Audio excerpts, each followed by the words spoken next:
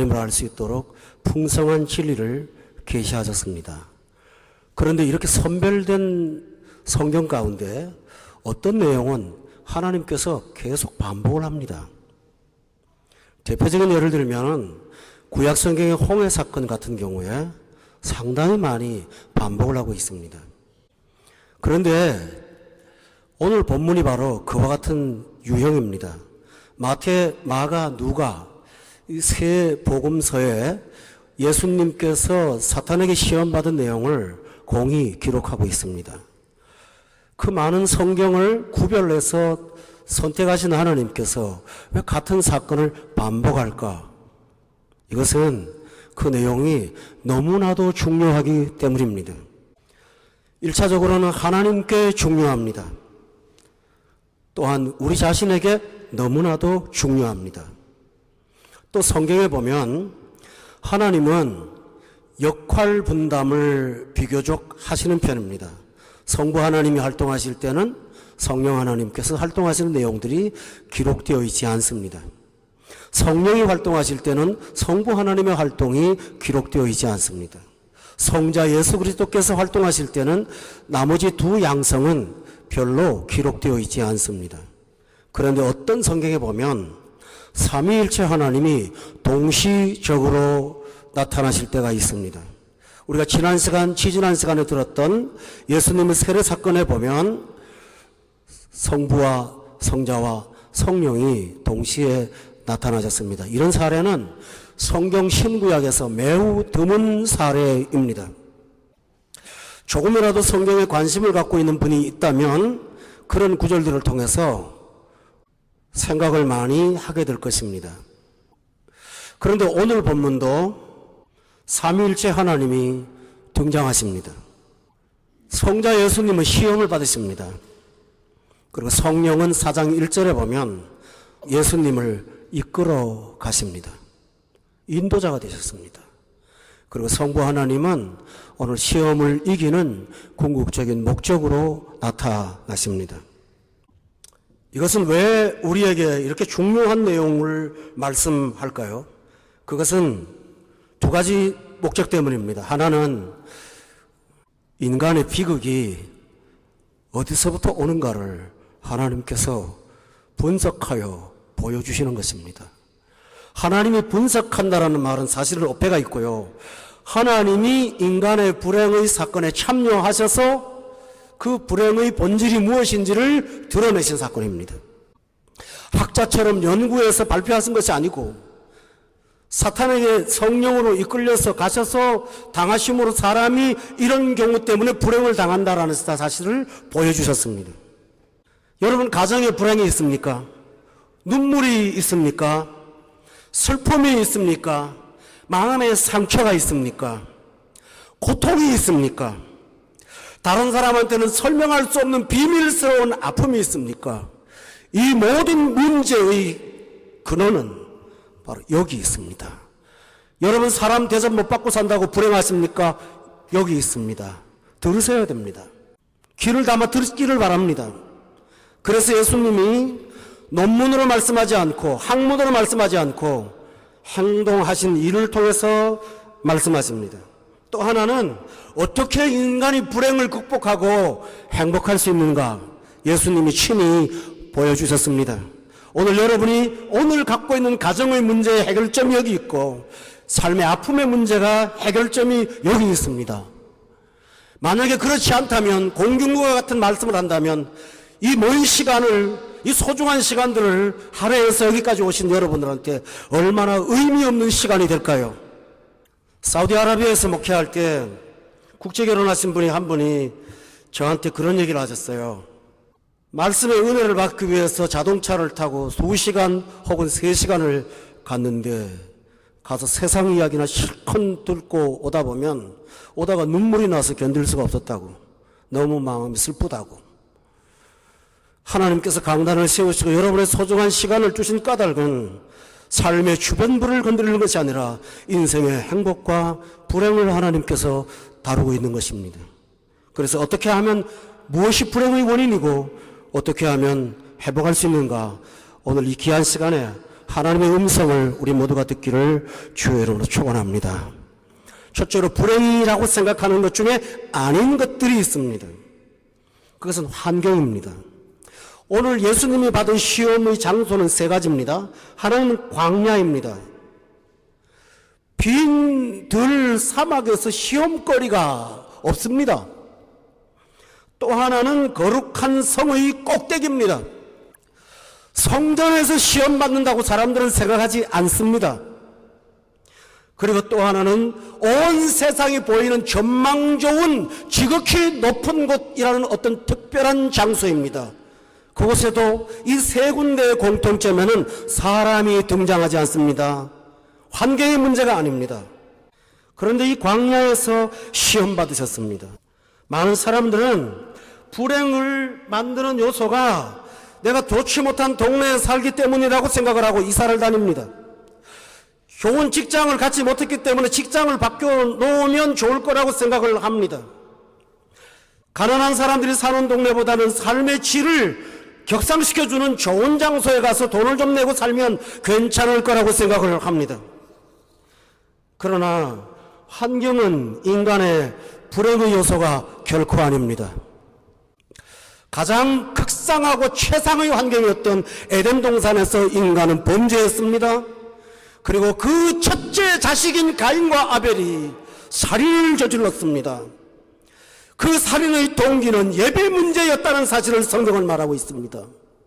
이것은 우리에게 환경이나 거룩한 어떤 구별된 장소나 어떤 성지가 있고 그곳에 가면 사람이 불행을 면할 수 있다는 것을 하나님께서 부정하고 있습니다. 따라서 인간의 불행은 여러분의 삶의 자리가 아닙니다. 해방되길 바랍니다. 두 번째로는 타인이 아닙니다. 오늘 시험에 보면 예수님과 영의 존재인 사탄만이 등장합니다. 사탄은 영적 존재고 예수님은 육신을 입으신 하나님이기 때문에 실제로 광야나 거룩한 성이나 지극히 높은 곳에는 가시적으로 나타나는 것은 예수님 혼자밖에 없습니다. 아무도 존재하지 않습니다. 그러나 거기에 불행의 원인들이 찾아오고 있습니다. 사람이 불행의 원인이 아닙니다.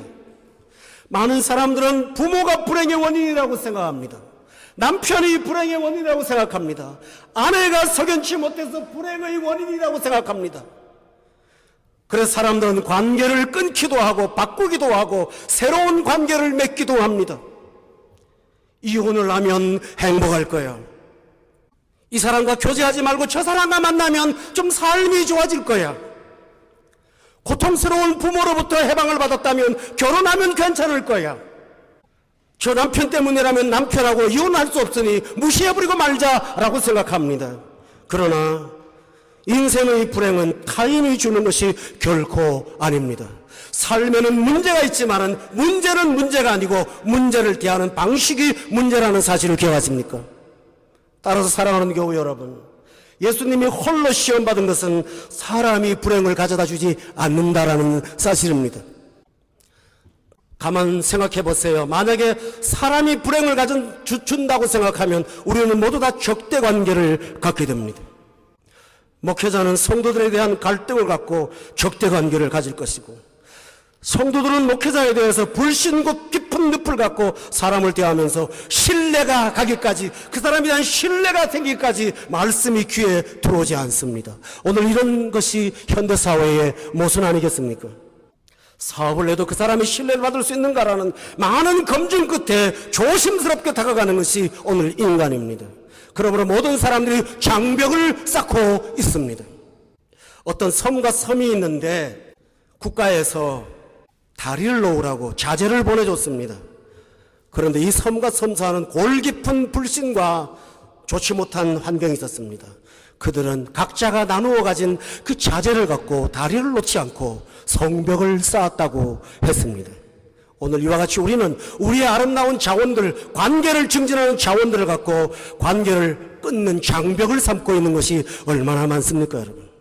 그러면서 이 사람들만 만나지 않으면 좀 자유로울 거야. 그리고 새로운 곳에 가봅니다만 여전히 인간은 상처를 받고 상처를 주는 존재입니다. 따라서 불행의 원인은 타인에게 있지 않습니다.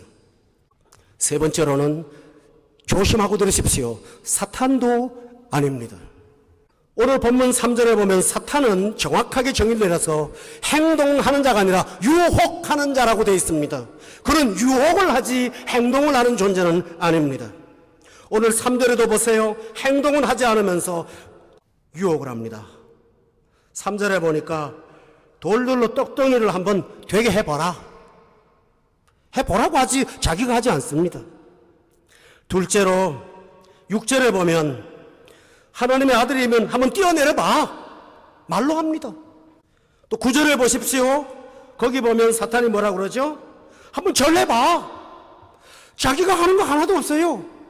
간접적인 불행의 요소는 될 수 있어요. 그러나 직접적인 원인은 되지 않아요. 왜냐하면 그 유혹에 안 따라가면 되는 거 아닙니까? 유혹을 거절하면 되는 거 아닐까요?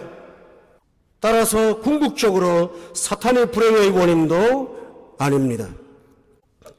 그렇다고 해서 사탄의 불행의 원인에서 완전히 제어되었다고 말씀드리는 건 아닙니다. 궁극적인 책임은 우리에게 있다라는 사실입니다. 왜 그럴까요? 사탄이 시험하는 자인데 그 본질만 파악한다면 넘어가지 않습니다. 여러분 보세요. 지난 시간에 우리가 말씀을 들을 때는 사탄이 돌을 명하여 떡을 만들어 먹으라고 하면서 돌이 양식의 재료가 된다고 유혹했습니다. 그런데 오늘 본문 6절에 보면 뛰어내리는데 가장 위험한 게 돌이라고 말합니다. 돌에 부딪힌다고. 그러니까 천사가 돌에 안 부딪히게 받쳐준다는 거네요. 이 말은 모순이 보통 모순이 아닙니다. 돌이 삶의 필요라고 말하고 한편으로는 돌이 삶의 위협이라고 말합니다. 양극단의 거짓말을 상황에 따라서 하고 있습니다. 성경을 가지고 영적인 분별력을 성령님이 주신 영안을 뜨는 사람은 사단의 간혹한 간교한 거짓말을 금방 간파할 수가 있습니다. 또 다시 말해보십시오. 돌 갖고 떡 만들어서 굶어 죽지 말고 안전하라고 말합니다. 그런 사탄이 한번 뛰어내려봐. 위험을 한번 스스로 만들어봐. 그러고 있지 않습니까? 이거 만들어 먹고 죽으면 절대 안 돼 라고 말하면서 사람이 어떻게 그렇게 살아? 한번 뛰어내려봐. 모험을 내봐. 앞과 뒤가 다른 것이 사탄의 특징입니다. 조금만 분별력을 갖고 있더라도, 내가 유혹에 약한 자라고 할지라도, 내가 다른 사람의 귀가 얇은 사람이랄지라도 사단의 모순을 조금이라도 안다면 강하게 물리칠 수가 있습니다. 따라서 사탄은 불행의 궁극적인 존재가 아니라 바로 우리 자신입니다. 그런데 이 사단이 동일한 방법으로 인간을 창세 이후로부터 지금까지 공략하고 있습니다. 아담과 하와에게 하나님의 말을 뻔한 거짓말로 바꾸면서 반드시 하나님처럼 될 거라고 선악과를 쏘겠지 않습니까? 그때 하와는 먹음직하고 보암직하고 탐스러울 만큼 지혜로워서 자기도 먹고 옆에 있는 남편에게도 주었습니다. 그런데 그 사탄이 그 공개된 자기 전략을 누구한테 쓰든지 다 먹혀 들어가는 거예요. 한 사람도 예외 없이 전부 먹혀 들어가는 겁니다. 쉽게 말하면 세상 말로 패를 내놓고 장난을 하는데도 불구하고 한 사람도 이기는 사람이 없네요. 이 강단에 서 있는 저 같은 존재도 똑같이 당했단 말이에요. 그래서 성경은 말하기를 의인은 없나니 하나도 없다고 말하고 있습니다. 성경은 하와의 범죄가 타락이 요한 1서에 보면 육신의 정욕과 안목의 정욕과 이생의 자랑인데 이것은 다 세상으로부터 온 것이라고 말하면서 사단의 전략이 에덴 동산 언덕에서 신약 시대까지 똑같이 통했다는 사실을 성경은 일관되게 말하고 있습니다. 그런데 사람이 속아요. 왜 속을까요? 이유가 있습니다. 유혹을 받고 싶어 하거든요. 유혹을 몰라서 오는 게 아니라 유혹이 오기를 원해서거든요. 유혹을 받고 싶거든요. 인간의 마음속에 육신의 정욕을 사모하는 것이 있거든요. 그러니까 이걸 좀 건드려줬으면 좋겠거든요. 유혹을 받고 싶은 거예요. 그래서 사단이 통하는 것입니다. 따라서 궁극적으로 인간의 불행은 바로 우리 자신에게 있습니다. 오늘 여러분이 인정을 해야만 예수 그리스도에 대해서 관심이 가기 시작하게 될 것입니다. 근데 문제는 내가 불행을 만들지만 이 불행을 내가 스스로 해결할 수가 있나요? 불행을 만들어도 불행을 치료하는 못해요, 사람이. 그러면 인간의 문제는 뭡니까? 불행의 요소가 이것이 아니라고 말씀드렸다면 인간의 문제는 뭡니까? 첫째로는 인간의 불행의 원인은 자아를 신으로 만들기 때문입니다. 오늘 사탄이 예수님에게 찾아와서 인간의 몸을 예수님한테 꼭 반복해서 하는 말이 뭔지 아세요? 너가 하나님의 아들이라면, 자꾸 높이는 거예요. 당신이 신이라면, 당신이 하나님의 아들이라면 과시 한번 해봐, 기적을 일으켜봐, 이렇게 해봐, 저렇게 해봐, 꼭대기에서 뛰어내려갖고 자기를 한번 드러내봐. 단체 사진을 찍으면요, 사진을 이렇게 보면서 이 사진 잘 나왔네, 못 나왔네, 기준이 뭘까요? 내가 눈 감았나 눈 뜬 건가, 그겁니다. 내가 잘 나와야 다 옆에서 쭈그려 나오든 어떻게든 그게 잘 나온 거예요. 내가 쭈그려서 나오면 그게 안 나온 거예요. 나라마다 지도를 보면 여러분이 해외여행 다녀보신 적 있죠? 저는 다녀본 적이 별로 없어요. 그렇지만 몇 군데 다녀보니까 알겠더라고요. 저는 우리나라 지도가 세계 중심에 있는 줄 어릴 때부터 알았어요. 그리고 브라질은 저쪽 끝에 있고 영국은 이쪽 끝에 있는 줄 알았어요. 그랬더니 브라질 가니까 우리나라가 극동이더만요. 제일 끝에 있어요. 낭떠러지 옆에 있더라고. 저 나라 어떻게 가나? 그렇게 기록돼 있어요. 상파울루의 시도는 전부 한국이 저 끝머리 브라질에 있어요. 사람 그림을 그려도 자아가 신입니다. 대접을 받으면 좋고 대접받지 못하면 온 주변의 사람들을 고통스럽게 합니다. 거기서 불행이 오는 것입니다. 사단이 그것을 알고 네가 하나님의 아들이라면 한번 모험도 해보고 먹어도 보고 뛰어내려도 보면서 유혹을 합니다. 그런데 우리가 세상으로부터 자아를 부추기는 말을 들으면 얼마나 따라가고 있습니까? 여기서 인간은 불행이 옵니다. 두 번째로는 자아가 신이기 때문에 반드시 따라오는 것은 뭐냐 하면 하나님을 신의 자리에서 끌어내리는 것입니다. 자, 보세요. 두 번째 시험에서 사탄이 이렇게 말합니다. 뛰어내려 보라고. 그러면 그가 명하여 사자들을 보내서 받들어 갖고 돌에 부딪히지 않게 할 거라고. 근데 사단이요, 성경을 이용해요. 근데 성경을 이용하는데요, 자기가 필요한 말만 앞뒤 잘라서 인용해요. 그리고 앞의 말과 뒤의 말을 인용하지 않아요. 시편 91편의 본질은 하나님을 경외하는 자에게 환난에서 면제하겠다고 하신 것이지, 모험을 사면서 하나님을 테스트하는 자에게 보호하겠다는 말씀은 전혀 아니에요. 여러분 기억해 보세요. 하나님을 경외하지 않기 때문에 성전 높은 꼭대기에 올라가서 성경을 왜곡하는 것입니다. 저는 이 설교 준비를 하면서 한국 교회도 생각하고 그 속에 포함된 저도 생각했습니다.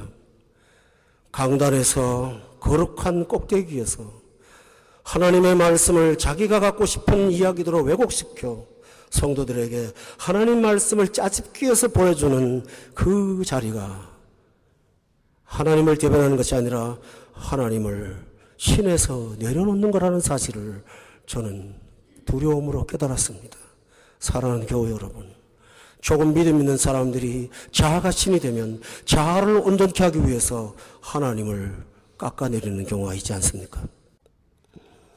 따라 자신도 모르게 하나님을 경외하지 않다 보면 천사도 도움이, 하나님도 도우미가 되지 않습니까? 여기서 바로 불행이 오는 것입니다. 절대 표준을 믿지 않는데 어디 가서 여러분이 믿음을 갖고 살 수가 있겠습니까? 예수님은 이렇게 말합니다. 한번 따라합시다. 주 너의 하나님을 시험하지 말라. 또 하나 세 번째로 인간이 어떤 문제를 갖고 있습니까? 영적인 무지입니다. 본문 4절에 보면 예수님이 인용하신 성경에 보면 사람이 떡으로만 살 것이 아니라고 했습니다. 사탄은 예수님한테 떡을 먹어야 떡이 최고야, 떡이 제일이야, 떡만 있으면 돼 라고 했습니다. 근데 여기서 한글로 만이라는 단어는 헬라어의 모네오라는 단어로 기록되어 있습니다. 이 모네오는 영어에서 모노로 번역이 됩니다. 모노 아시죠? 스테레오 옆에 있는 모노 아닙니까? 모노의 문제가 뭡니까? 떡만 있으면 사는 거예요. 돈만 있으면 사는 거예요. 하나님은 돈이 부족할 때, 조금 필요할 때 도움이 되는 분이고요. 하나님은 내 정신적으로 고통스러울 때 나를 조금 도와주는 분일 정도지만 실제 구원은 떡에 있다고 생각하는 거예요. 이게 사단의 특징입니다. 그런데 사람은 그걸 진리로 받아들여요. 하나님의 말씀을 진리로 받아들이지 않아요. 말씀으로 산다는 사실을 믿지 않아요. 말씀은 돈이 안 나와요. 믿지를 않아요. 그러나 살아보십시오. 하나님의 말씀으로 사는 것 분명합니다.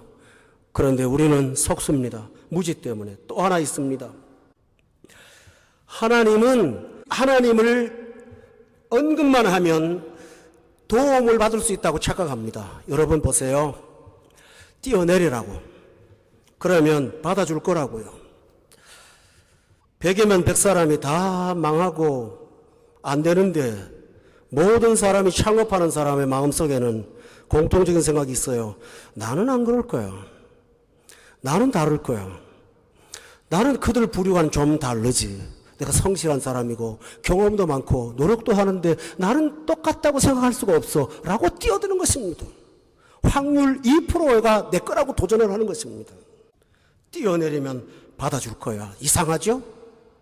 꼭대기에 대한 낙관은 없는데 뛰어내리는데 어디까지 갈지 모르는데 그 바닥에 대한 막연한 낙관이 있어요. 그 밑에 가면 뭐가 있을 거라는 거예요. 오늘 많은 사람들은 하나님이 거부하는 것들을 하면서도 바닥에는 있을 거야. 어느 한계가 있겠지라고 밑바닥에 막연한 낙관이라는 엔드라인을 쳐놓고 있습니다. 그러나 여러분 아닙니다. 며칠 전 주차장에서 담배값이 굴러다니는 걸 봤습니다. 담배값이죠. 무심코 봤는데 뭐 섬뜩한 게 보여요. 이빨이 있는데 다 썩은 거예요. 그런 그림이 있어요. 그래서 뒤에를 봤더니 폐가 다 썩은 게 나와 있어요. 담배값에 그러고도 팔더만요. 사서 잡수더만요. 그래도 사람 왜 그럴까요? 바닥이 있을 거라고 생각하는 거예요. 뛰어내리지만 어차피 인생은 한 방 아니냐. 뛰어내리지만 그 밑에 가면 바닥이 있을 거라고 착각하는 거예요. 하나님이 받아줄 거라고 생각하는 거예요. 사람은 이 무지 속에 빠져 있습니다. 여러분 성경을 통해서 이 무지를 깨어나셔야 됩니다. 할렐루야. 또 하나는요. 사람은 무지한 게요. 사탄에게 유혹당하면 무지당합니다. 사단이 예수님을 지극히 높은 곳에 데리고 올라갔어요. 4장의 그 8절에 보면 마귀가 또 그를 데리고 지극히 높은 산에 갔어요. 어느 정도 높이의 고도냐 하면 천하 만국이 보일 정도라면 어느 정도일지 모르겠어요. 굉장히 높죠. 여기에 문제가 있어요. 가까이 가면 사물의 본질이 보이지 않지만 사물의 현실이 보여요. 성경에 가까이 가면 본질이 보이고요. 사물에 가까이 가면 현상이 보여요. 그러나 멀리서 보면요. 잘 들으셔야 됩니다. 이미지가 보여요. 내가 생각하는 상상을 보여요. 추한 것은 보이지 않고요. 밤하늘에 야경의 도시의 아름다운 불빛들이 보여요. 그 속에 추한 죄악들과 아픔들은 보이지 않아요. 사탄은 멀리서 보게 해요. 가까이 안 가요. 멀리서 보게 해요. 본질을 보지 못하게 해요. 표상을 보지 못하게 하고요. 멀리서 보게 해요. 그러면 지극히 높은 곳에서는 아름답게 보이고 영광스럽게 보입니다. 제가 얼마 전에 여기 신문을 보니까 그 신문 옆에 그 끼어 들어오는 삽지가 있는데 거기에 그 아파트 그 파는 거, 세 내는 거 그 광고 있잖아요. 광고가 나와서 무심코 봤어요. 보는데요. 칼리파 뷰 얼마짜리? 거기 20몇만 드람이에요. 방 한 칸이. 칼리파 뷰. 칼리파가 어딘지 아십니까? 사람이 세워놓은 인공탑 같은 빌딩을 보고 그 뷰가 좋아서 훨씬 더 비싼 거예요. 이게 세상의 모습이에요. 사람이 만들어 놓고 칼리파 뷰. 어제 마리나에 불 났어요. 여러분 위험하지 않으셨습니까? 위기에 대한 관리가 없어요. 멀리서 보면 굉장히 아름다워요. 그러나 위험이 얼마나 많이 도사리고 있습니까? 사람은 사단이 보여주는 이미지만 봐요. 현실을 보지 못해요. 성경에 나오는 불편한 진실을 가까이 대하기를 원하지 않아요. 그래서 문제의 본질은 덮어두고 현상만 쫓아가고 있어요. 그리고 사단이 거짓말을 해요. 본문 9절에 보면 뭐라고 합니까? 이 모든 것을 너에게 준다고 말을 해요. 여러분, 이 세상의 모든 만물의 주인이 누구십니까? 하나님이시죠? 다 알아요. 근데 이거 사단이 주는 걸로 착각을 해요. 주의를 빠지고 피치 못하는 일이 있나요? 잘은 모르겠습니다. 그렇지만 어떤 사람들을 만나는 것을 피치 못한 일이 있다면 죄송합니다. 그것은 사단이 주는 거짓말에 썩는 거예요. 너 이렇게 하면 내가 줄 수 있어라고 하는 거예요. 모든 삶의 결재권자는 우리 하나님이심을 신앙으로는 고백하지만 삶으로 고백하지 않을 때 여러분 속고 사는 거예요. 사랑하는 교회 여러분, 이 무지로부터 벗어나도록 예수님께서 찾아가셔서 그 현장에서 낱낱이 다 보여주신 것입니다. 오늘 여러분이 예수님과 함께 가서 보는 이 인간의 문제를 보면서 속히 벗어나시는 여러분 되기를 예수 이름으로 축원합니다. 그럼 어떻게 하면 될까요? 간단합니다. 우리 한번 따라합시다. 예수님 따라가자. 저 어려운 말 하지 않겠습니다. 인간이 세상을 경험하는 두 가지 방법이 있습니다. 하나는 스스로 실패를 하든 성공을 하든 유혹을 받든 걸어가서 직접 걸어가서 쓰디쓴 인생 맛보고 난 다음에 깨닫는 것입니다.